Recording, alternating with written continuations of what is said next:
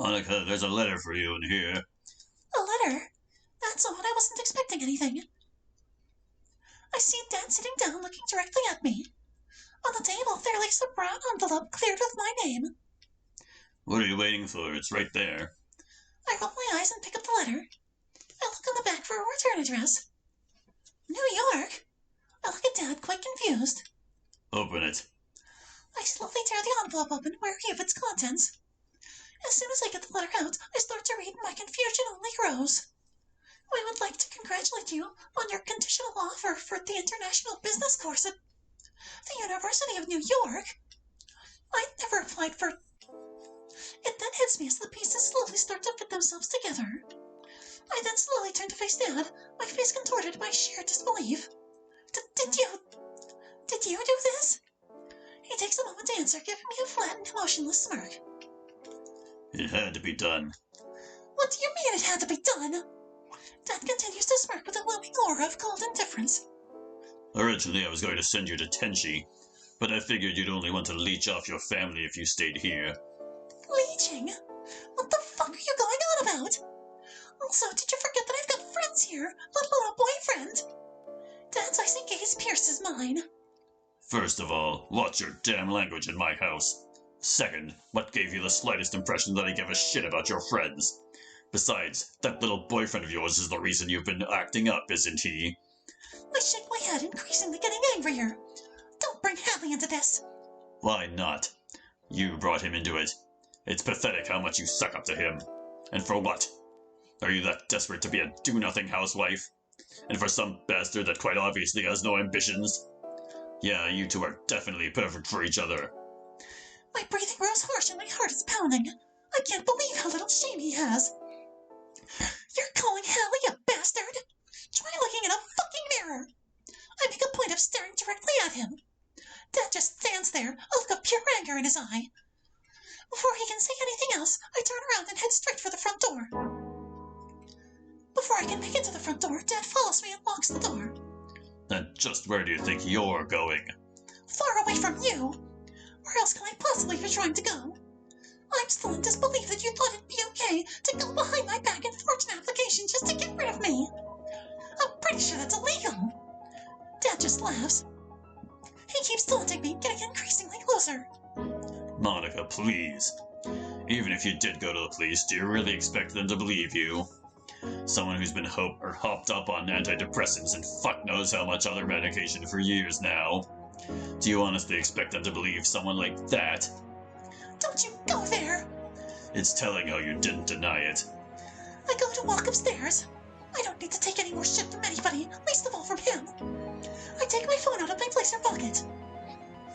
As soon as I turn, though, Dad raises his voice. What the hell is that on your neck? Oh no. In my shock, I turn back to face him, releasing my grip onto my phone as I do so. It collides with the stairs screen first. I hear him walk closer to me. Did you seriously let him bite you? What is wrong with you? I huff. I'm done with this. I'm done with him. I need to leave, but I'm sure as hell not going to leave without a fight. Coming from the man that beats his wife, I'll take that as a compliment. Dad grabs me by the shoulders and pins me against the wall, forcing me to look at him. Don't you dare talk to me like that. Why not? You said far worse to both me and the mom. And what Hallie and I get up to isn't really your business. My voice is streamlined with a defiance I've only ever thought of. I kind of find it funny you've been all worked up over my relationship. Why? Are you jealous that I found someone that's shown me more love in a few months than you ever have in 18, almost 19 years? I don't have anything to be jealous of. What is there to be jealous over? He's just as stupid and naive as you are. Yeah, of course you'd say that. If I were you, I'd be embarrassed. Actually, no, scratch that. I would be fucking ashamed of myself. The force from the hit sends me sliding down against the wall and down to the stairs. In that moment, everything falls deadly silent. I put my hand up to cup my nose. Upon pulling it back, my palm is now bloody. Out of the corner of my eye, that noticed Dad unlocking the door. But where are you going? My voice cracks. In comparison, his tone is razor sharp. I'm going to get your mother. Before I go, I'll leave you with this. Either you accept the conditional offer and we'll carry on from there. Hell, maybe we can even forget about this little scuffle. Or you can tell them you're not interested. But if you do that, you're on your own. You won't have anything left here. As Dad unlocks the door, I think over his proposal. 2 paths, and both of them lead to nothing but hurt. I could easily call this bluff, but do I really want to risk that? My voice shaky, I ask him one last thing. Why did you even have me? You clearly couldn't give a damn about me. So why? Can you at least answer that? Monica, your mother's the one who wanted a child, not me. So at least you know now where you got your stupidity from. That's a plus, I suppose. My heart just stops as the whole world falls silent once more. His response was cold and to the point. As soon as Dad leaves and locks the door, I try to hold my tears back from pouring out. No matter how hard I try, though, they don't relent. Like a waterfall, they pour at my breakneck pace. I hold my head in my hands and simply scream into them. For the second time today, I find myself a broken mess. The harder I cry, the more my throat hurts. Maybe he's right. It would be better if I wasn't here. Everyone would be happier without having to put up with me. But no matter what my mind tells me, only one person sticks out. Hallie. The one I've hurt the most, but also the one I care about just as much. He didn't do anything to deserve the stress he's clearly been going through. I can't keep dragging him along with me like this. I can't keep dragging myself through this. I move my hands away from my face, them now being coated in tears and blood. I am so sorry, Hallie. I bury my face once more and start to sob. I'm so sorry. I'm so sorry. My alarm goes off when I wake up. It doesn't ring for long, though. I quickly silence it. I then stir, reaching out to the left side of my bed. I sigh as my heart sinks a little bit. It feels weird not having Monica next to me, especially after last night. Oh well, maybe that'll change after we graduate. Oh, they did forget the period. I slink out of bed and get my uniform on. As I get dressed, I think back to last night. Monica never did text me back. I mean, it could easily be that her phone died or she got preoccupied with something. This is Monica, after all. But after yesterday, I am a little worried. I then give myself a smack on the head for being so doubtful. Chances are she'll be over soon. I sluggishly pull my blazer on and grab my bag before heading downstairs.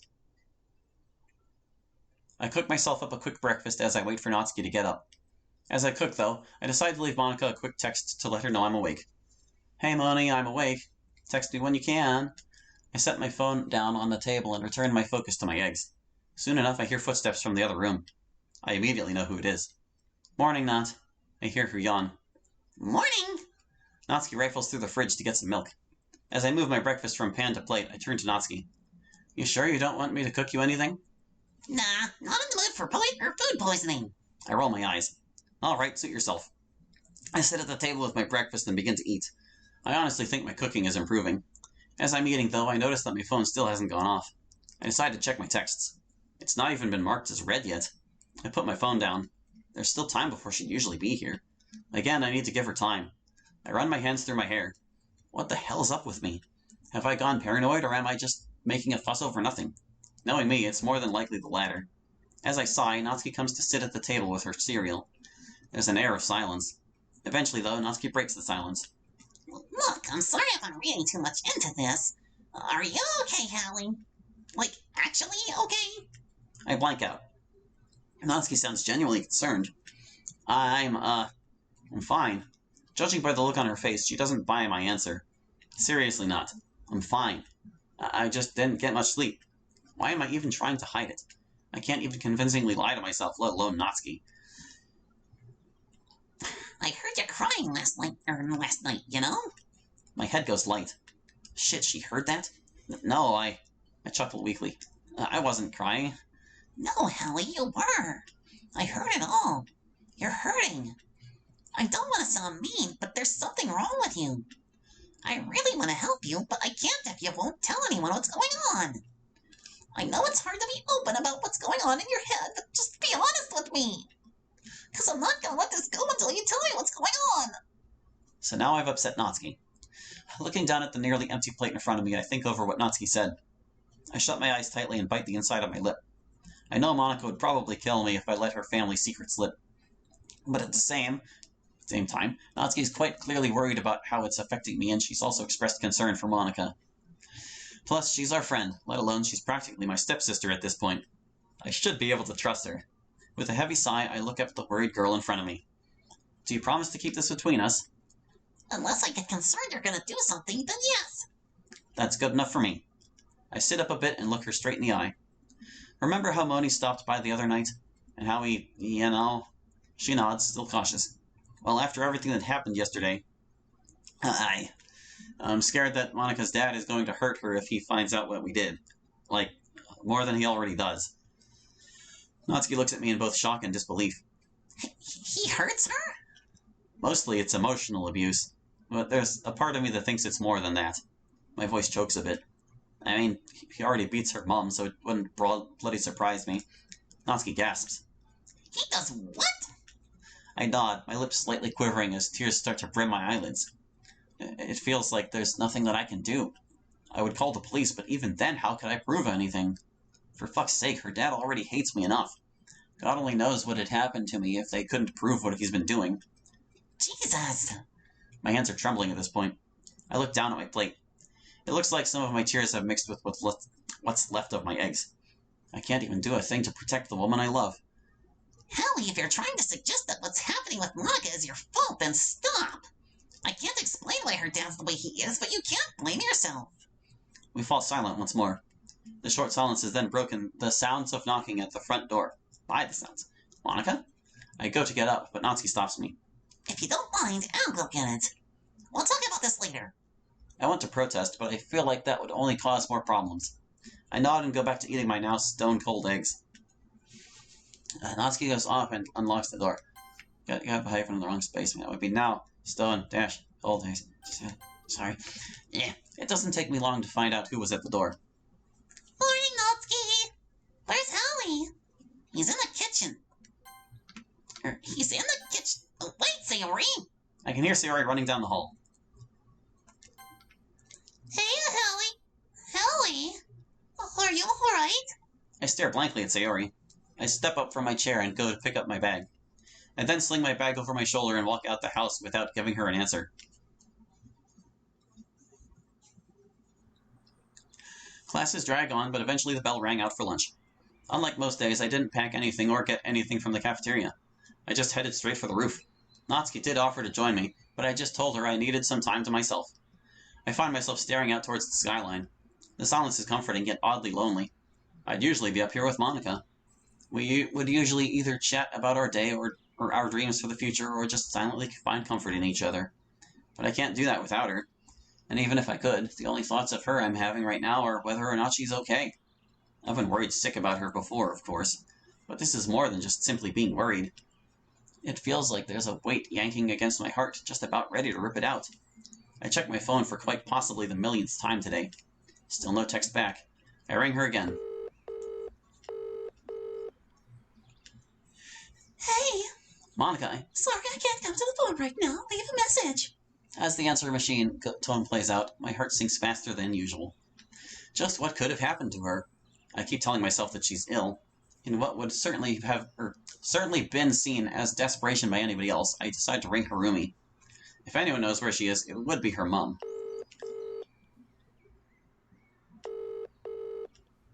Hallie, what's up? Hey, this is gonna sound a little bit odd, but have you seen Monica at all today? She hasn't been in school all day, and I just wanted to know if she's okay. I take a deep breath, knowing deep down how crazy this all seems. Harumi stammers slightly, seeming surprised. Well, she told me about what happened yesterday. She could just be having a mental health day, you know. Despite the lingering tone of concern in her voice, she does her best to reassure me. I can always text her and tell her you wanted to check up on her if you want me to. Yeah, if you're okay with that. If I told her that Moni wasn't answering my calls, then she'd probably be more worried than she probably is. Probably. Of course. Anyways, I gotta get going. I got a meeting in 2 minutes. I'll call you later. Okay, speak to you later. After she hangs up, I slump into a nearby bench. On one hand, I'm thankful I got an idea where she could be. If that is the case, I wouldn't exactly blame her. That being said, though, even Harumi sounded unsure. I run my hands through my hair and sigh. She's fine. She's fine. You're just going mad. She's... I'm pulled out of my thoughts by the sound of the door opening. I look over and see Sayori. She walks over and sits down next to me. I thought I'd find you here. Her voice is soft. I look down at the concrete floor, breathing slowly. Hey, Sayo. My voice is barely above a whisper. There's then a heavy silence between us until Sayori pulls out her lunch. Even then, we don't say anything to each other. Sayori then holds a sandwich up to me. Sayori? You need to eat. You look hungry. Showing a slight bit of reluctance, I take it and slowly start to eat. In all fairness, I don't feel too hungry, but it was nice of her to offer me something. After I finish, she turns to me again.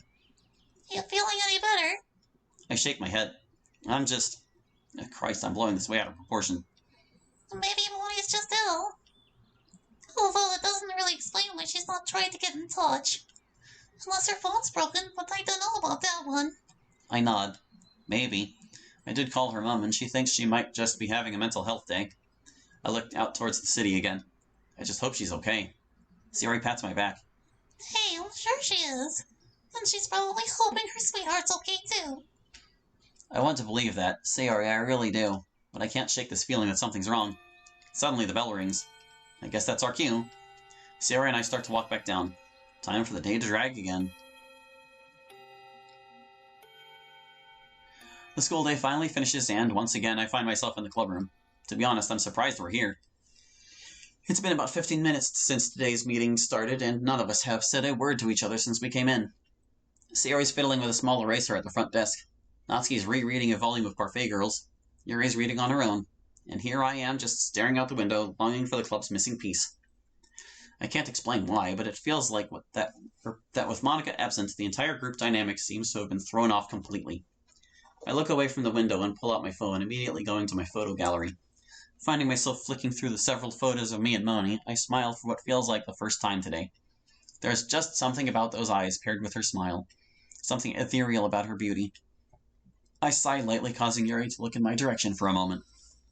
After another couple moments of silence, Sayori gets our attention. Okay, everyone. I'm thinking it might be a good idea to end today's meeting earlier than usual. We all look blankly at Sayori for a moment before we collect our stuff. I was thinking we could all walk together again, so none of us feel alone. Sayori flashes me a weak smile. I look down to avert her gaze, causing her smile to falter. We silently agree to Sayori's request and walk out the clubroom. Most of the walk back is silent, aside from some occasional small talk between the girls. As for me, I trail behind the trio, my eyes mostly focused on the pavement. Yuri's the first to break from the group, followed by Sayori. As Natsuki unlocks the door, my phone starts to ring. I rush to take it out of my pocket, still holding out for it being Monica. I look at the screen, sigh a little, and answer almost immediately. Hey, Mom. Hey, hon. Are you and Natsuki back home yet? Yeah, we just got back. Why? Well, Mama and I are gonna back a little early today. Gonna back, that's what I said, mainly 'cause him and Natsuki go back to theirs tonight. And we were thinking about ordering in tonight if you two would like. Oh, that's certainly a bit of an upper. I mean, I'm up for it. I'll just check with the gremlin. I hear Mom laugh on the other end as I pop my head indoors. Hey, Not, Mom was on about ordering in. You want anything? Well, duh. Of course I do. I put my phone back to my ear. And that's a yes from her. All right. We'll see you two later. See you later. Tell Monica I said hi. Will do, yeah. I quickly hang up before Mom can notice any change in my tone. I then head back inside to get changed. Mom and Mama Aru came back around an hour or so after Natsuki and I came back. They ended up ordering Chinese food. During the wait, I decided to try ring Monica again, in hopes I'll at least hear something back. Alas, there's no change. As I lay my phone on the side, I spot Natsuki in the corner of my eye. Still nothing? I shake my head. Nothing. Damn. I don't know if I'm just being paranoid, but I'm worried, Not. I really am. To be honest, considering what you told me this morning, I don't blame you for being like this. Like, I'm concerned too. Not just for her, though, for you as well. Damn, am I getting that bad? Not, don't waste your energy on me. Natsuki scowls. Are you Natsuki stops herself from raising her voice. She gets close up to me and lowers her voice. Are you listening to yourself right now? You can't say that. Sorry. The pair of us then hear someone else come into the kitchen.